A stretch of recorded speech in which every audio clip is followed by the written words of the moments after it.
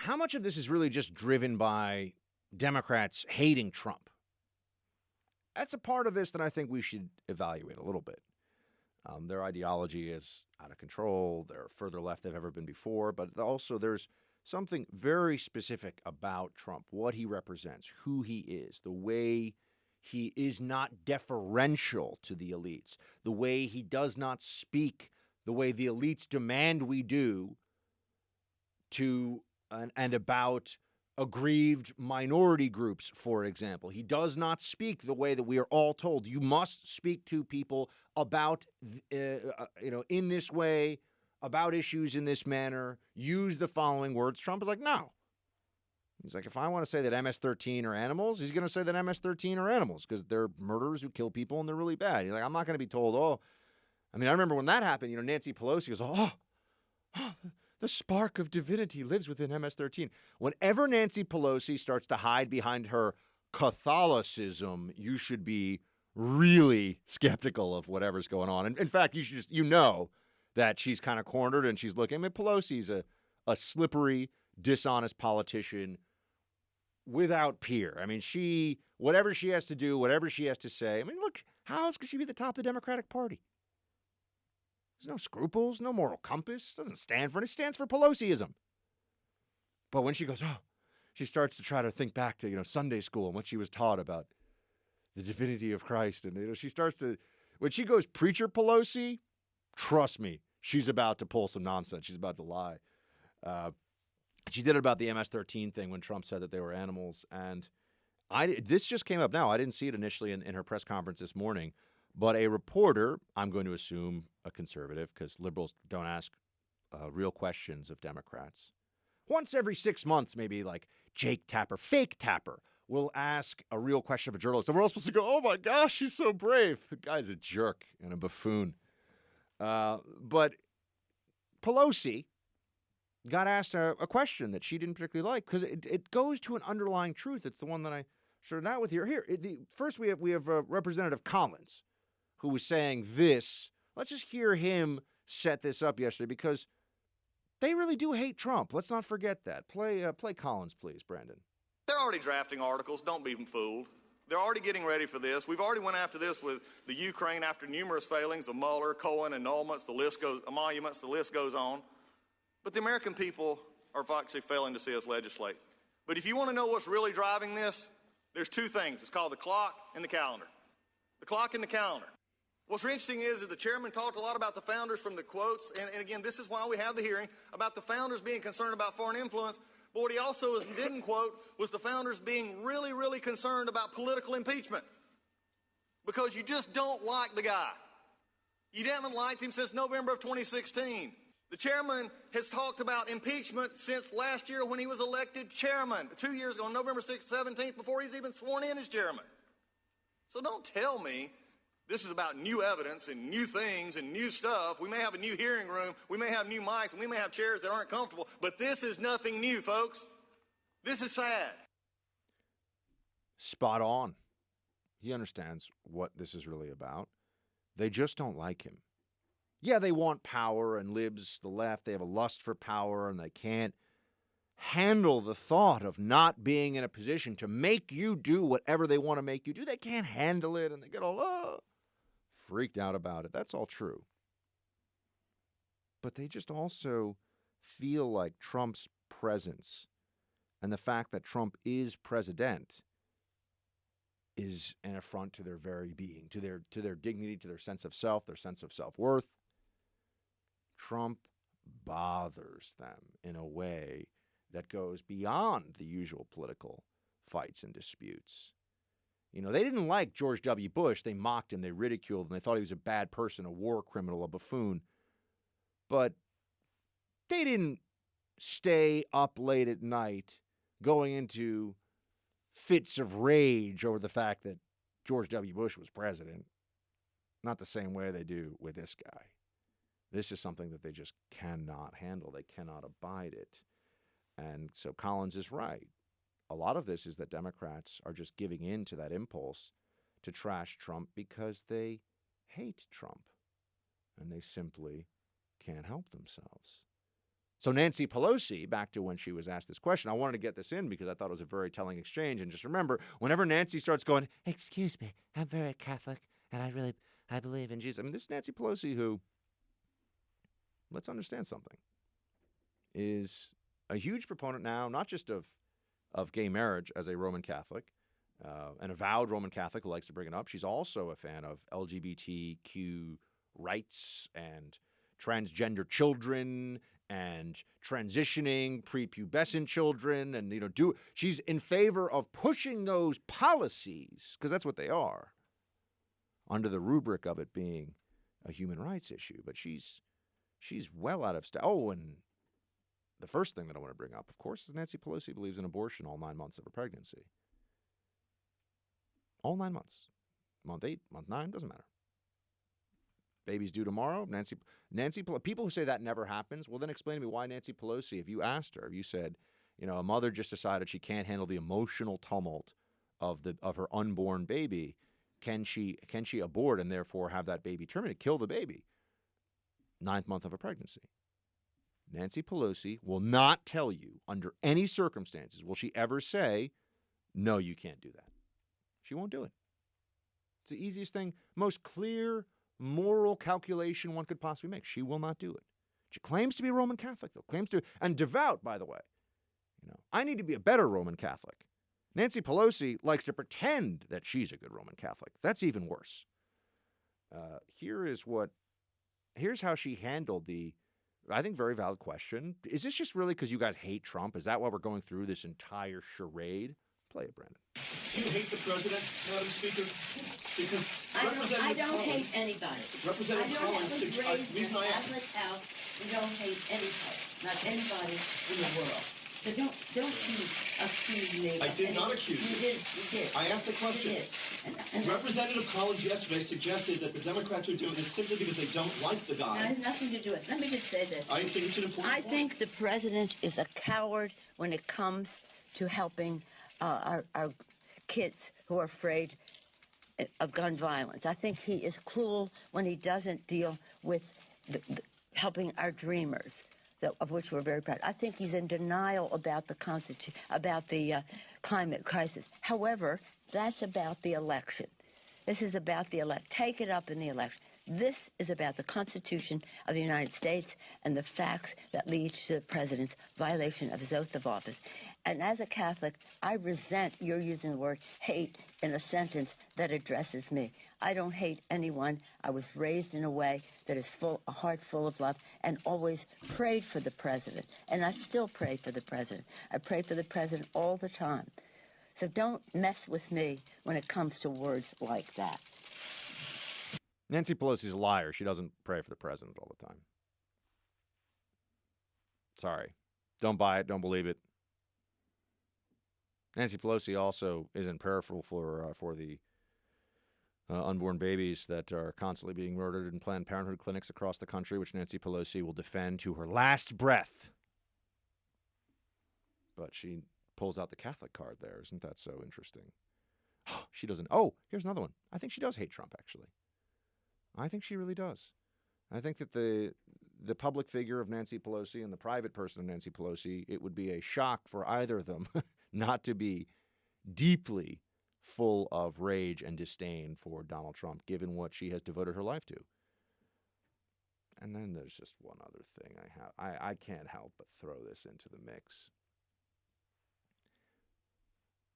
This new reverence that liberals have for the Constitution and the Founding Fathers. I thought the Constitution was really old and outdated and founded to protect slavery, they say. This is what comes up now, and all these liberals, it was all about protecting the institution of slavery. That's the most important thing. Just look at the New York Times 1619 Project. The single most important thing in America was, this is not true. Maybe I'll spend some time actually debunking this lie that the left is now embracing and trying to teach school children across the country, as well as absurd progressives who don't know anything about actual history.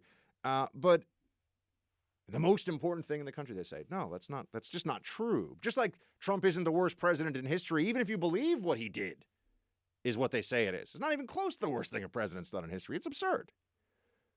But I thought the Constitution was this really old, bad document that we wish we didn't have to get constrained by. I thought we should have just direct democracy, mobocracy, oclocracy. I thought we should just have that instead. And I thought the Founding Fathers are a bunch of racist, slave-holding white guys that nobody should listen to anymore. Oh, but now to cloak themselves in higher purpose, they invoke the founders, they invoke the Constitution. And when that's not enough for this ongoing partisan ambush, then Nancy pulls out the big guns. I'm a Catholic, sir. Nancy Pelosi should be denied communion by every Catholic priest in the country. But she's a Catholic, sir.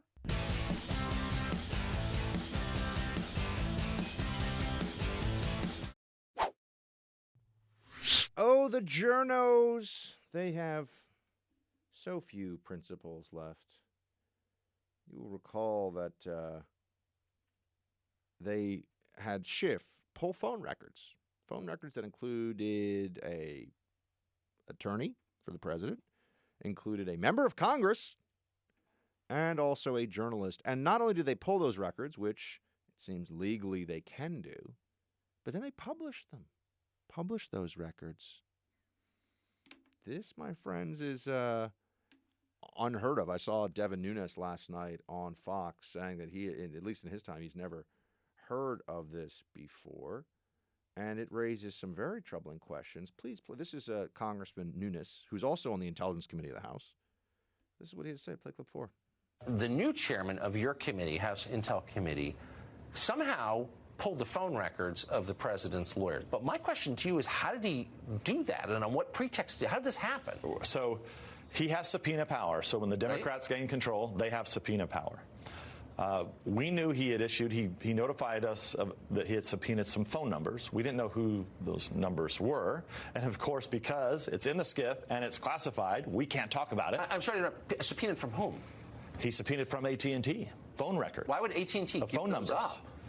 That's a good question. That is a very Why good wouldn't question. AT&T say buzz off, take it to court? AT&T should have at least went to court to try to see if what they were going to do was the right thing. Could they do that for my phone records or your phone records? I mean, it appears like they could. If Adam Schiff now wants to go out and subpoena, they've now set a precedent where Adam Schiff can go and get any phone number that he has, send it to AT&T, and AT&T is going to comply.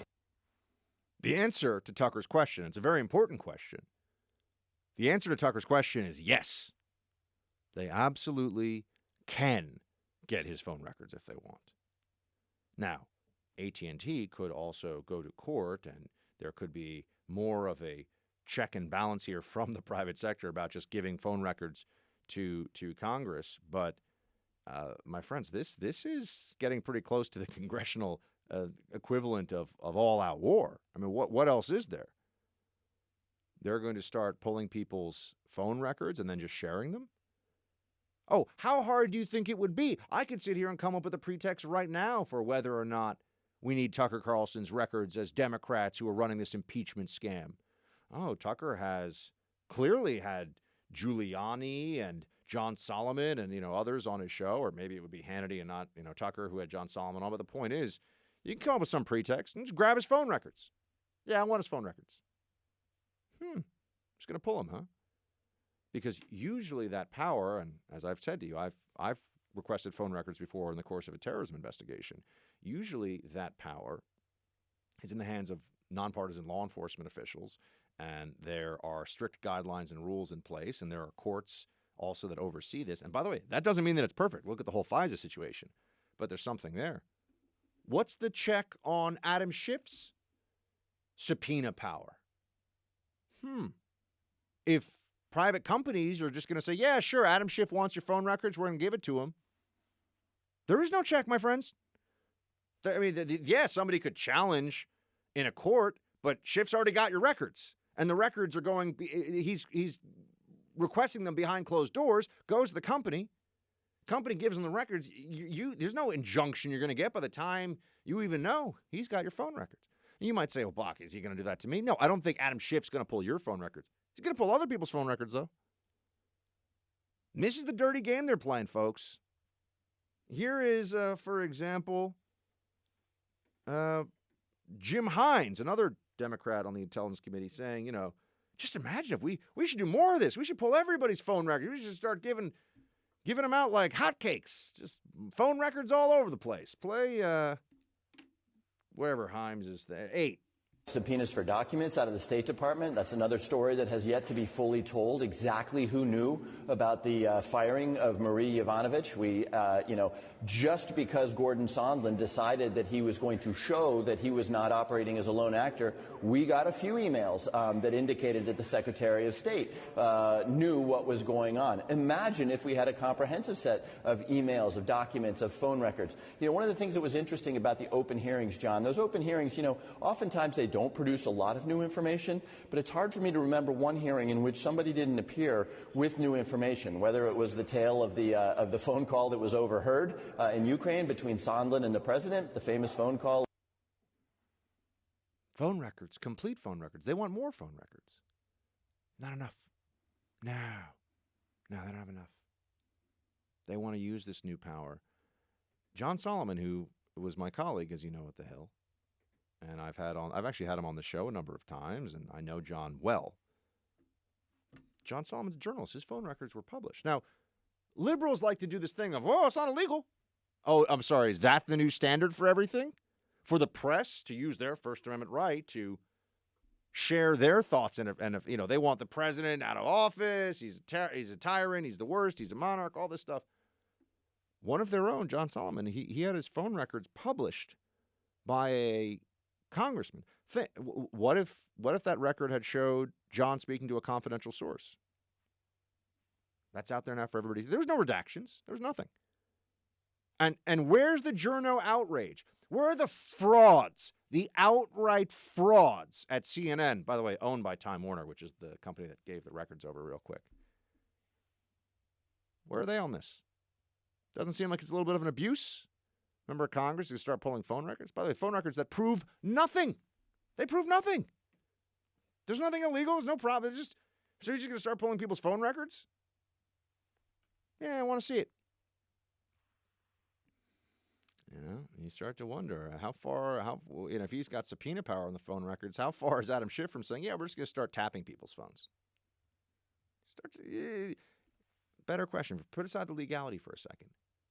Do you think that if Adam Schiff if he thought he had the capability to tap phones of people in the administration, if he thought he could do it, would he do it?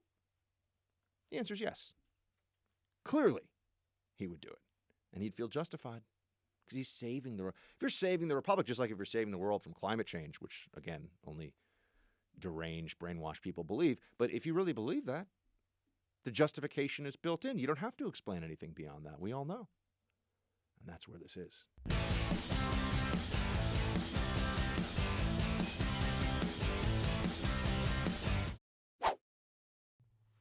Let's take a moment, take a breather here, friends, to talk about the Democrats in the presidential election right now. This will be a recurring theme, to be sure, something that we will be talking about quite a lot in the time ahead.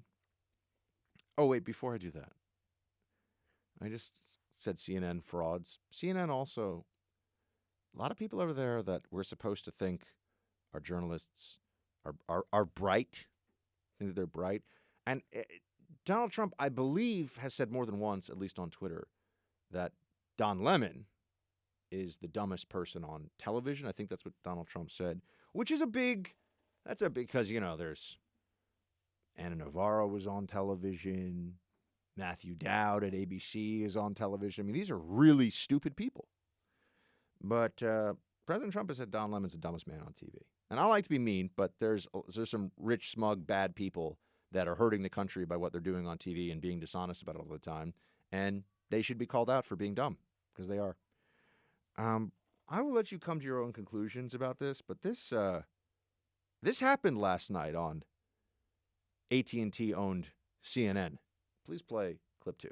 Don't act like a child and expect to be treated like an adult. Don't be disrespectful to people, or not respectful. Disrespectful, I think, is not actually a word. But don't not be respectful to people and then expect to be treated with respect. Disrespectful is not a word? Who doesn't? That's like very. It's not even. Is it? That's a very common word. Who doesn't know that that's not a word? Yeah, unrespectful. There you go. The guy's. I think he's making like $3 or $4 million a year at CNN, something like that. Yeah. Jeff Zucker knows how to get the best talent up there. All right. I was going to speak of the Democrat debates. This was kind of stunning. You have a few things going on here. One is the Democrats are getting a little self-conscious about something right now, and the self-consciousness comes from the following.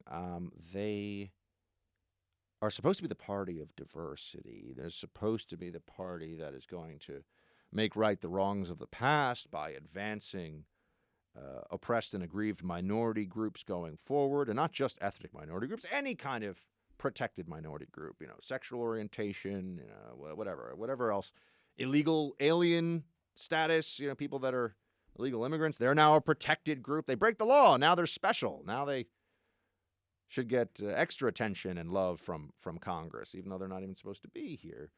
That's something that you see happening. You have the Democrats now, unfortunately, realizing that they have a lot of old white candidates. And Cory Booker, who is still in the race, technically, although I don't think a single person in the country, including Cory Booker, believes that he's going anywhere in this, meaning he's going to go anywhere other than out of the race. Here's what Cory Booker had to say. Please play clip 6, if you would. Well, let me just say, Kamala, before she was a senator, presidential candidate, she was my friend, she was my sister. And so today I'm a little angry, I have to say, that we started with one of the most diverse fields in our history, giving people pride. And it's a damn shame now that the only African-American woman in this race who has been speaking to issues that need to be brought up is now no longer in it. And we're spiraling towards a debate stage that potentially, we're still fighting to get on it, but could have 6 people with no diversity whatsoever. The way this is shaping up, especially with the rules of the DNC, it is preferencing millionaires and billionaires and a lot of other things that don't ever translate into viability in Iowa. Now, is he right about the DNC rules? Maybe. I don't really care. As far as I'm concerned, DNC on DNC fighting is great. Go for it. But I think it's so interesting that the Democrats now have to face this reality that they have an increasingly very, very white field of candidates. And this is inherently viewed by the left as a problem. This is a bad thing.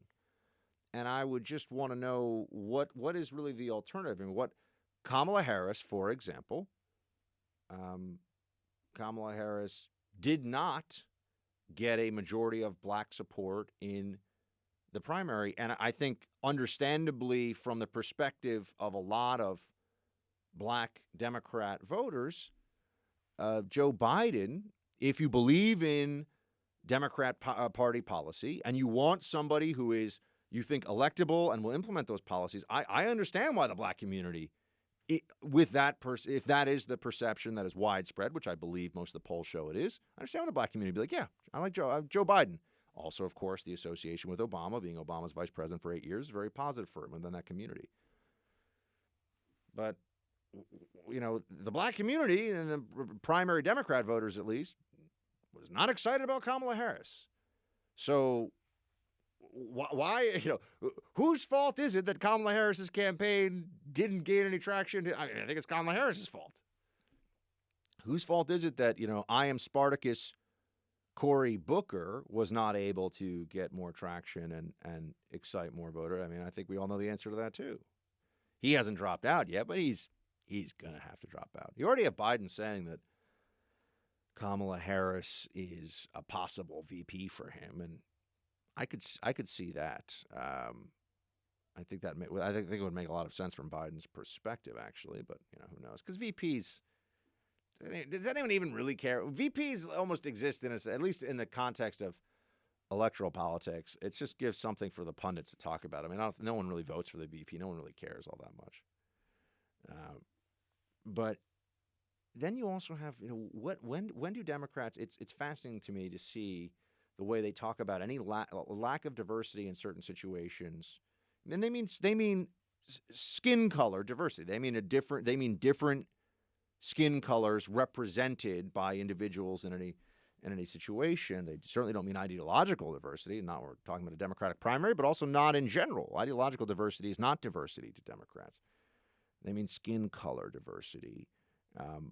But they also reject that people, they reject the story, or they reject the narrative that there are some people in some circumstances who are advanced explicitly because of non-white skin color. That is, Democrats will not say that is a thing that happens. They get very uncomfortable, and yet they will also say that, hey, guys, there aren't enough non-white Democrats in the presidential primary right now. They can't really, these two things cannot be, this doesn't make sense, right? You can't advocate for someone on the basis or advocate for non-white candidates because they're non-white and then say, but no one who's a non-white candidate in the Democratic Party is really getting any support as a result of their skin color, right? I mean, no one's being advanced as a result of this. I mean, this was one of the fascinating tensions you had with Democrats back in the Obama era. Was there were so many people who were expressing excitement to vote for the first African American president, which I understand and I know where that comes from, and I think that sentiment is perfectly fine. But then when you would say, then they would also turn around and say, but he overcame that to become president. And I was sitting here saying, I'm confused. I mean, if the polls show that a vast majority of people, especially everybody who's voting for Obama, felt really good about voting for somebody because he was the first African American president, why? So we have to believe that that this is something that everyone should be excited to do, and I think people were excited to do it, and I get that. But then we're also told that he had to overcome this insurmountable barrier of being the first non-white president. You sit there and say, this doesn't make sense. I don't know how they can, but identity politics always devolves into confusion, into self-contradiction. That's really the takeaway from this. Identity politics can't continue. It is and not just imprecise, it's ultimately a problematic way of looking at any person, right? We shouldn't look at any person based on skin color and make any distinction, designation, or judgment about them, period. Positive or negative. If this brings me to the now really timeless line from, I think it was Justice, was it Scalia or Alito? I can't remember now. It might have been Alito. That the best way to stop discriminating by race is to stop discriminating by race. That means positive and negative discrimination. We have to stop doing these things.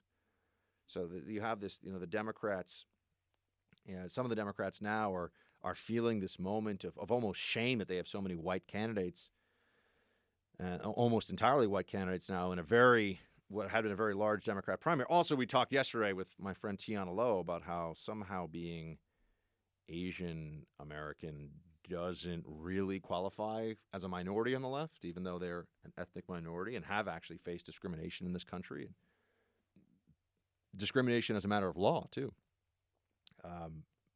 That's something the left never really grapples with, never really tries to make sense of. So I don't think that Cory Booker is going to all of a sudden become a top-tier candidate because there's going to be anything that he can say or do that'll change people's minds about the fact that there's kind of a why question. Why Cory Booker? There's that question that comes up. But there's the lack of diversity issue, I think, is only going to rise because Cory Booker is not going to last that long in this thing. And the left doesn't really think of and treat Tulsi Gabbard and Andrew Yang as minorities. So we shall have to see where that goes.